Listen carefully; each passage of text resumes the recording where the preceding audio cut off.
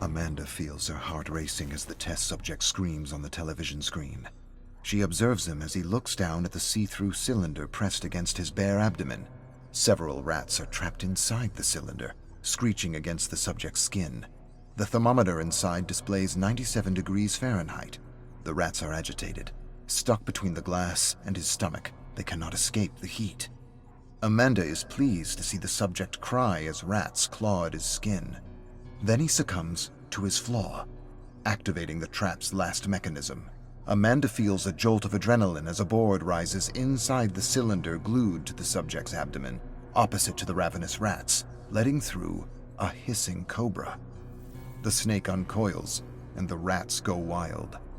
They claw and gnaw madly at the subject's stomach to escape the snake. One rat ventures inside the subject's gut. Amanda smiles as she watches him scream in agony. Game over. Amanda feels exhilarated as she rushes to the next room to find John Kramer, but her heart sinks when she is welcomed by John's exhausted frown. He wipes the sweat off his brow and praises her efforts, but criticizes her plan. Suffering seemed to be the trap's sole design. Pain can be used as punishment, but first it must be offered as redemption. Amanda frowns. After all her hard work, how could he doubt her? His teachings are law. This new chance in life is too precious for her to squander away. She looks up as John leans over the table to catch his breath. His inhale turns into a coughing fit, and she hands him a bottle of water. Amanda can see that their time together is limited. There can be no room for mistakes. She will be his successor and continue what he started.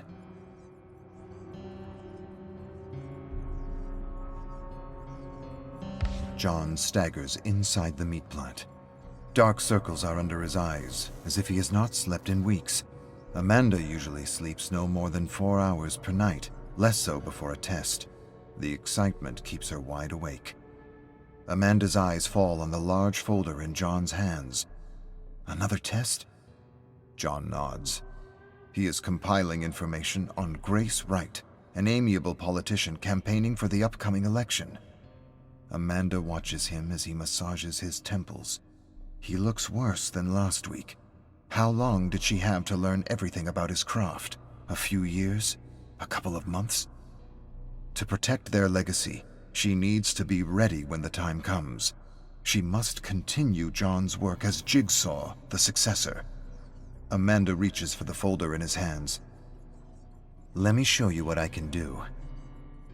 John's tired eyes stare at Amanda, who holds his gaze firmly.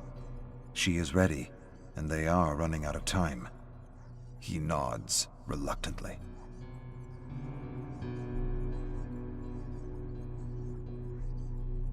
Amanda turns on the television and sees Grace Wright's beaming face on the screen.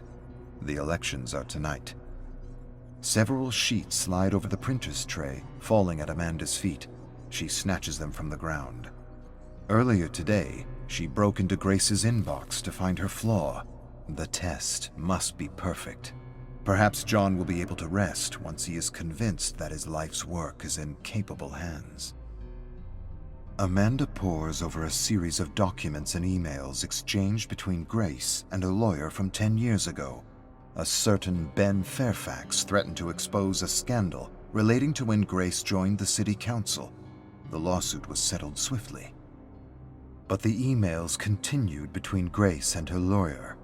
Amanda found a report showing that Xanax Industries, a copper exporter in the area, poured waste directly into the Hilford River, contaminating the groundwater. The city's decayed century-old water lines were unable to filter the filth. Grace covered up the lawsuit to avoid adding to the city's increasing taxes. For 10 years, filth has been poured into the water of Grace's oblivious voters. Amanda looks down at the glass of water sitting on her desk. She dumps it into the sink and grabs a bottle of vodka from the freezer. Icy bitterness rolls off her tongue, hitting her palate with a herbal kick. Not an ideal way to hydrate, but safer than Hilford tap water. On the television, confetti are falling on Grace's smooth brown hair. The polls are in, and Grace Wright has been elected as mayor. Amanda receives a cryptic message from John. When she meets him at the Gideon meat plant, her doubts are confirmed. John looks pale and frail. The side effects of his medication seem as draining as the disease itself. His gait is slow and meticulous, as if he is calculating the cost of each step.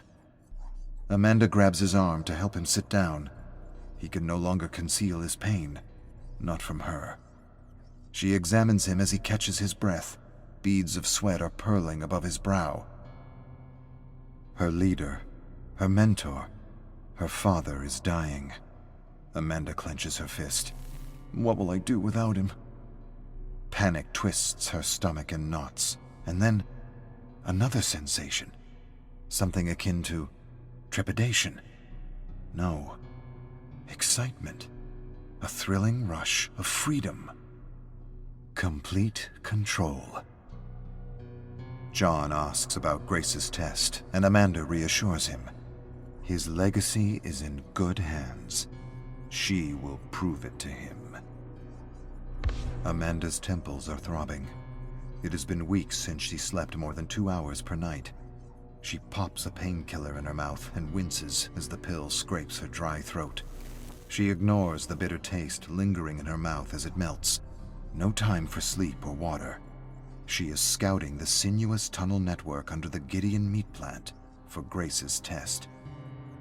The throbbing grows acute, and Amanda massages her temples while walking. Her head feels as if it's going to explode, but she cannot stop. John needs her. This migraine will cease soon enough. Her mentor has no such privilege. She has little time left by his side. Eventually, all tests will be her responsibility alone. When the time comes, she must be ready. Amanda points her flashlight at the blueprint of Gideon's underground and retraces her steps. While examining the vast tunnel network, another thought crosses her mind. Soon, Gideon will be her domain. A thrilling sensation of alarm and excitement follows that thought. Her flashlight illuminates a familiar fork in the tunnel. Left leads to the underground bathroom, and right leads to the meat plant's wastewater. To follow in John's footsteps, she must craft a test that aligns with Grace's flaw.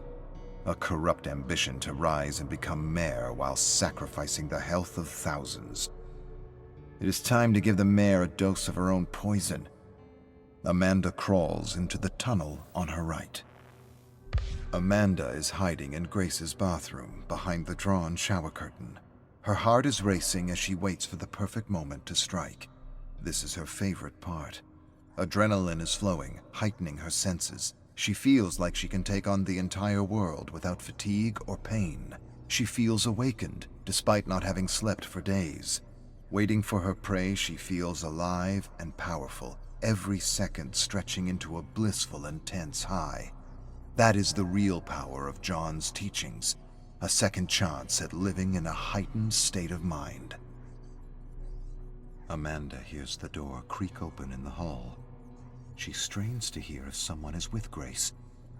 A pair of footfalls confirm what Amanda already knows from Grace's schedule. The mayor is alone tonight. The bathroom door screeches open. As soon as Grace steps inside, Amanda strikes. A fight follows between the two women as water spills over the rim of the bathroom sink. Amanda slams Grace's face into the mirror. Grace shrieks and headbutts Amanda, and a jolt of pain courses through her masked nose. Amanda stumbles backward, but the adrenaline kicks in. She is ready for this. Grace pounces on her and grabs her pig mask, but Amanda elbows Grace in the gut and leaves her gasping. As Grace catches her breath, Amanda rolls over and slams Grace's head into the heated floor. Grace is knocked out. Amanda is toying with a water bottle made of glass. A pile of keys lies on the table in front of her. None of them matter, except for one. She should insert this key inside the bottle, but Amanda hesitates. If she does, Grace could use it to escape. A freshly elected mayor would make a useful ally. and a powerful successor for John. Amanda's grip tightens on the bottle. She would do anything for her mentor, even betray his teachings. Redemption should only be granted to a select few, after all. She pockets the real key and drops a fake inside the bottle. Then she throws the bottle into a pool of meat wastewater. This is Amanda's design as the rightful and only successor of John Kramer. Game on.